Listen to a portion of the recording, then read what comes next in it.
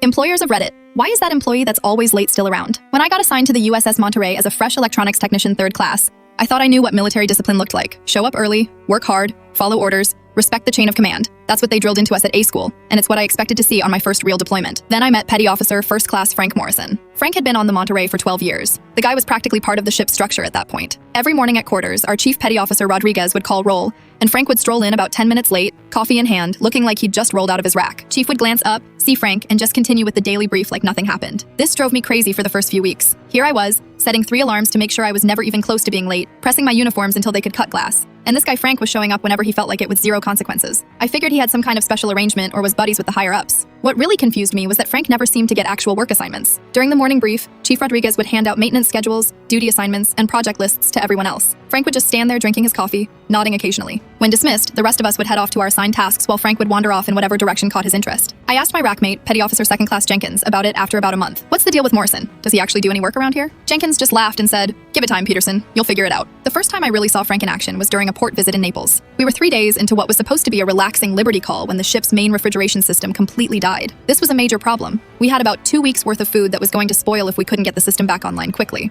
Our engineering department had been working on it for 6 hours with no luck. The manufacturer's technical manual was useless, and nobody could figure out what was causing the compressor to keep shutting down. Chief Rodriguez was starting to panic because we were looking at potentially having to cut our port visit short to get back to a facility that could handle major repairs. That's when someone suggested getting Frank involved. I watched this guy walk into the refrigeration compartment, spend maybe 15 minutes looking at the system, tracing some wiring, and checking a few connections that nobody else had thought to examine. He disappeared for about 20 minutes and came back with some obscure part from a storage room that I didn't even know existed. 30 minutes later, the refrigeration system was humming along perfectly. Frank had identified that a relay switch had failed, but not in the obvious way that would show up on diagnostics. The part he'd grabbed was from some equipment that had been decommissioned years earlier, but he remembered it had the same relay specifications. After that, I started paying closer attention to what Frank actually did during the day. The guy was like a walking encyclopedia of everything that had ever gone wrong with that ship and how to fix it. He'd spend his mornings doing informal rounds, checking on systems that might need attention before they actually broke down. He could predict when equipment was about to fail based on subtle changes in sound, vibration, or performance that nobody else would notice. Frank never waited for someone to assign him work because he was constantly identifying and fixing problems before they became serious issues. That coffee-carrying stroll through the ship wasn't laziness. It was preventive maintenance. He'd spot a loose connection here,